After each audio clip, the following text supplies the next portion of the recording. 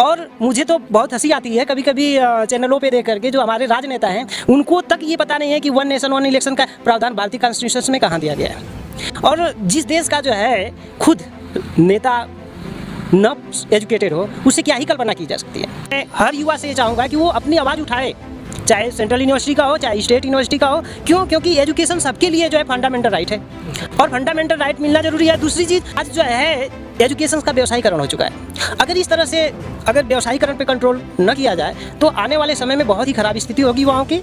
और पढ़ लिख करके जो फ्री में डिग्री मिल रही है, बच्चे मोबाइल का उपयोग करते हैं, ज़्यादातर इधर उधर घूम रहे हैं, इसका रीज़न इसकी जिम्मेदार सिर्फ सरकार है। और धन्यवाद आपको, आप जो युवाओं को इतना अच्छा मौका देते हैं। सबसे पहले मैं अपना परिचय बताना चाहूँगा। मेरा नाम मनीष लाल त्यागी, मैं विश्वविद्यालय NSUI उपाध्यक्ष डॉक्टर हरि सिंह गौड़ यूनिवर्सिटी सागर। इससे पहले मैं Banaras Hindu university programme organisation committee का भी प्रेसिडेंट रहा हूँ। आपका जो ये मुद्दा है, सबसे पहले इसके बारे में हमारे इतनी बड़े कंट्री में लोगों को जानकारी नहीं है कि वन इलेक्शन वन नेशन क्या है। पहले इलेक्शन क्या है और नेशन क्या है, इसके बारे में युवाओं को जानना बहुत ज़रूरी है। बिल्कुल। जहाँ तक चुनाव जो है एक बहुत बड़ी ताकत है जिसे हम जो है पूरी अपने भारत की जो भी सरकार बनती है, चाहे क्षेत्रीय लेवल पे हो, चाहे स्टेट लेवल पे हो, चाहे इंडिया लेवल पे हो, इसमें बहुत सारी विसंगतियां आज़ादी के बाद आई और आ रही हैं। लेकिन जो भी सरकार बनी इसको गंभीरता से ना लेकर सिर्फ राजनीतिक मुद्दा बना करके लोगों के कोई मूल अधिकारों के साथ बहुत बड़ी राजनीति हो रही है। इसलिए हो रही है कि भारत एक जो है कृषि प्रधान देश होने के कारण आप समझ सकते हैं कि भारत के लोग, भारत की युवा रोजगार विहीन है, एजुकेशन विहीन है। उस स्थिति में सबसे पहले युवाओं का कर्तव्य बनता है कि वन नेशन और वन इलेक्शन को पहले समझें। और ये जो लोकतांत्रिक व्यवस्था में जो है इलेक्शन की जो बात है, जो प्रावधान है भारतीय संविधान में, इसको समझें।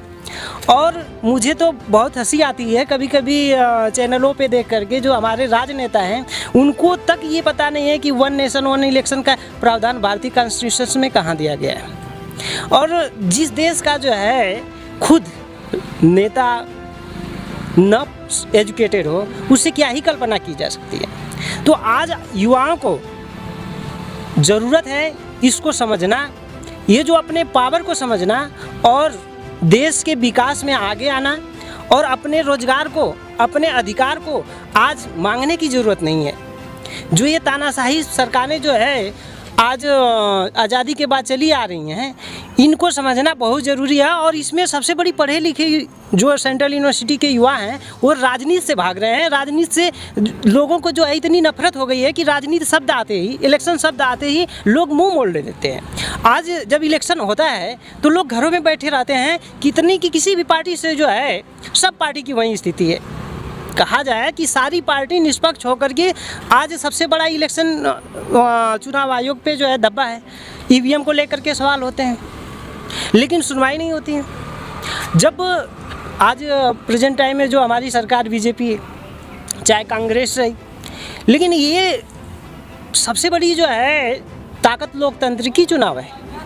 हमारी आपकी युवाओं की ग्रामीण क्षेत्र में जो कृषक हैं, मजदूर हैं, आप इसका रेशियो देखें बढ़ता जा रहा है। तो वन नेशन आपको जो है वन नेशन और वन इलेक्शन की बात ये लोग कह रहे हैं, वन नेशन तो है ही, इसमें बहुत सारी विविधता होते हुए हमारा देश वन नेशन है, इसमें कोई शक की बात नहीं है।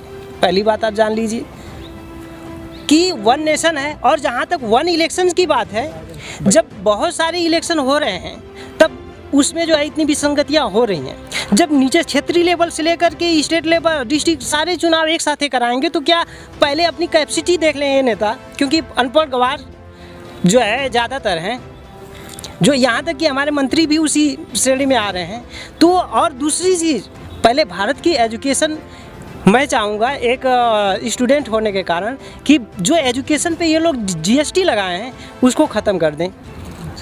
अगर देश का विकास करना चाहते हैं तो एजुकेशन पे GST ख़त्म करें। भारत के हर नागरिक को, हर बच्चे को, हर युवा को पढ़ने के अधिकार सबसे पहले ये लोग देने का काम करें। और मैं हर युवा से ये चाहूँगा कि वो अपनी आवाज़ उठाए, चाहे सेंट्रल यूनिवर्सिटी का हो, चाहे स्टेट यूनिवर्सिटी का हो। क्यों? क्योंकि एजुकेशन सबके लिए जो है फंडामेंटल राइट है और फंडामेंटल राइट मिलना ज़रूरी है। दूसरी चीज़, पढ़ने के बाद रोज़गार। और जिस दिन एजुकेशन जो पॉलिसी है उसमें थोड़ा सा जो है ये GST वगैरह ख़त्म हो, ईजी होगा, तो एजुकेटेड होंगे जब बच्चे तो ये काफ़ी चीज़ें सुधरेंगी। और एक एजुकेटेड दो शब्द आता है, ये सरकारें आज हम लोग को ग्रेजुएट बना रही हैं। ग्रेजुएट बनाने का मतलब ये है। और दो शब्द पे मैं थोड़ा सा आपको समझाना चाहूँगा कि एजुकेट और ग्रेजुएट। एजुकेटेड होना ज़रूरी है, न कि ग्रेजुएट होना ज़रूरी है। क्योंकि एजुकेटेड का मतलब तार्किक विकास होना चाहिए और ग्रेजुएट का मतलब डिग्रीधारी। आज डिग्रियां बिक रही हैं। आज जो है एजुकेशन का व्यवसायीकरण हो चुका है। अगर इस तरह से अगर व्यवसायीकरण पे कंट्रोल न किया जाए तो आने वाले समय में बहुत ही ख़राब स्थिति होगी युवाओं की। और पढ़ लिख करके जो फ्री में डिग्री मिल रही है, बच्चे मोबाइल का उपयोग करते हैं, ज़्यादातर इधर उधर घूम रहे हैं। इसका रीज़न, इसकी जिम्मेदार सिर्फ सरकार है और इंस्टीट्यूशंस है। अगर सरकार अगर उस पर टाइट हो तो एजुकेशन सिस्टम टाइट होगा, और एजुकेशन सिस्टम टाइट होगा तो युवाओं को जो पढ़ने का जो मौका मिलेगा, क्योंकि इसके पीछे सिर्फ सारे युवा ऐसे नहीं हैं कि जो सिर्फ घूमना पसंद करते हैं। बहुत सारे परसेंटेज में जो है बहुत सारे युवा पढ़ना चाहते हैं लेकिन प्रोफेसर नहीं आते हैं। आप central university doctor Harish Gour university में बैठे हुए हैं, कोई विभाग ऐसा नहीं होगा जिसमें जो है सेंट्रल यूनिवर्सिटी के क्राइटेरिया के अनुसार प्रोफेसर हैं। मैं लॉ डिपार्टमेंट का स्टूडेंट हूँ, मुश्किल से परमानेंट 3-4 प्रोफेसर होंगे, जबकि आप को बता दें कि कम से कम पर डे एक साथ 20 क्लासेस लगती हैं। तो 4 प्रोफेसर 20 क्लास को कैसे जो है मैनेज कर रहे हैं? एड हॉक के टीचर आ रहे हैं। फिर तो बहुत सारी जो है समस्याएं हैं एजुकेशन पॉलिसी। और आपका जो मुद्दा है वन इलेक्शन वन नेशन, पहले सबसे पहले ज़रूरत है कि जो अभी चुनाव हो रहे हैं, आप जानते हैं कि इससे पहले भी भारत में जो है वो एक साथ चुनाव हो चुके हैं, जिसमें इससे भी ज़्यादा विसंगतियों का सामना करना पड़ा है भारत।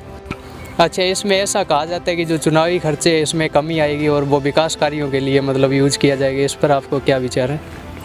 बहुत अच्छा क्वेश्चन है आपका कि खर्चे कम आएंगे और विकास होगा। आप जानते हैं कौन सा विकास सरकार चाह रही है? इस देश में कौन सा विकास हो रहा है? निजीकरण। निजीकरण, अब कितना निजीकरण होगा? और निजीकरण का परिणाम सरकार खुद देख ले। और EVM से जो चुनाव हो रहे हैं, जो आए दिन सारे केसेस बढ़ते जा रहे हैं, चाहे रेप, बलात्कार, भारत के हर स्टेट में जो लोग पनप रहे हैं वो क्रिमिनल लोग पनप रहे हैं। हमें ज़रूरत है एक युवा होने के कारण युवाओं के विकास की बात करना, और युवा ही देश का भविष्य होता है। और मैं सरकार को बताना चाहता हूँ कि अगर ये स्थिति रही तो युवा जिस दिन रोड पे आ जाएगा तो ये उसको आप जो है ये प्रेजेंट की सरकार बीजेपी से युवा बहुत ही परेशान है, क्योंकि अच्छे दिन को देख लिया। अच्छे दिन, हाँ, मैं भी सपोर्टर था बीजेपी का। 2014 में मैंने सपोर्ट किया गुजरात पॉलिसी को लेकर के। मैंने कहा कि एक बार देखना चाहिए, देखे। लेकिन आज जो है कांग्रेस सरकार से भी ज़्यादा जो है इस सरकार ने हम युवाओं को जो है परेशान किया है, बेरोजगारी को बढ़ावा दिया है, भुखमरी को बढ़ावा दिया है, अपराध को बढ़ावा दिया है। और किसानों की जो स्थिति आप दिल्ली से लेकर के पंजाब और उत्तर प्रदेश, बिहार तक आपने देखा ही। अब बचा ही क्या है? अब मैं चाहता हूँ कि वन नेशन वन पॉलिसी की बात ना करके जो नियम बने हुए हैं, जो इलेक्शन हो रहे हैं, उसमें जो है ये विसंगतियाँ ना आए, उसको सही ढंग से कराया जाए, EVM को हटाया जाए। क्योंकि चुनाव बहुत बड़ी ताकत है। चुनाव की वजह से सरकार और लोगों के राइट को मूल अधिकार के साथ खिलवाड़ न किया जाए और चुनाव निष्पक्ष रूप से होना चाहिए। हाँ, बताएं। आपको मतलब EVM में कुछ प्रॉब्लम लगती है? बिल्कुल, EVM में ही जो है बहुत ज़्यादा समस्याओं की वजह से सरकार फेरबदल कर रही है। नहीं तो अगर सरकार इतना निष्पक्ष है तो फिर विरोधी पार्टी हमेशा इस पे बैठती है। आम आदमी का भी मत हमेशा आता है कि नहीं EVM हटाओ, EVM हटाओ। तो फिर EVM हटाने में क्या ही दिक्कत है? लोगों को अगर ईवीएम नहीं हटा रहे हैं तो फिर एक मांग भी गई थी, हमारे सर्वोच्च न्यायालय के अधिवक्ताओं ने बैठे थे, उनकी बात नहीं मानी जा रही है। पूरा हाईजेक करके जो है सरकार ने रखा है। आप बताइए कि जिस देश का सर्वोच्च न्यायालय के अधिवक्ताओं का नहीं सुना जा रहा है तो आम लोगों की क्या स्थिति हुई। और मैं आपको बताना चाह रहा हूँ कि अब हम सभी युवाओं की जिम्मेदारी है कि अपने मूल अधिकार को बचाना, अपने रोजगार और एजुकेशन को बचाने के लिए सरकार में परिवर्तन करने की बहुत ज़रूरत है। और वन नेशन वन इलेक्शंस की बात न करके जो भी चुनाव हो रहे हैं उसमें निष्पक्षता लाने की ज़रूरत है। सरकार से आग्रह है कि वो बैलेट पेपर से चुनाव कराए और नागरिकों के भी अधिकार को मिले। और युवा सबसे बड़ी ज़रूरत है हम युवा होने के कारण कि जीएसटी अगर सरकार हटाए, जीएसटी जो 22% एजुकेशन पे लगी है उसको हटाए और रोज़गार के अवसर प्रदान करे तो युवा साथ रहेंगे सरकार के, कोई भी सरकार हो। चाहे हम लोग को सरकार से कोई मतलब नहीं है, लेकिन जो समस्याएं हम लोग की है युवाओं की, सरकार की तानाशाही को देखते हुए, चाहे कोई भी, हम लोग हमेशा बोलते आए हैं, चाहे कोई भी सरकार हो, चाहे कांग्रेस की सरकार रही हो, चाहे बीजेपी की सरकार रही हो, जिसकी तानाशाही पड़ेगी उस पर हम लोग बोलेंगे। ये बोलने का अधिकार भी हमें फंडामेंटल राइट से मिला हुआ है।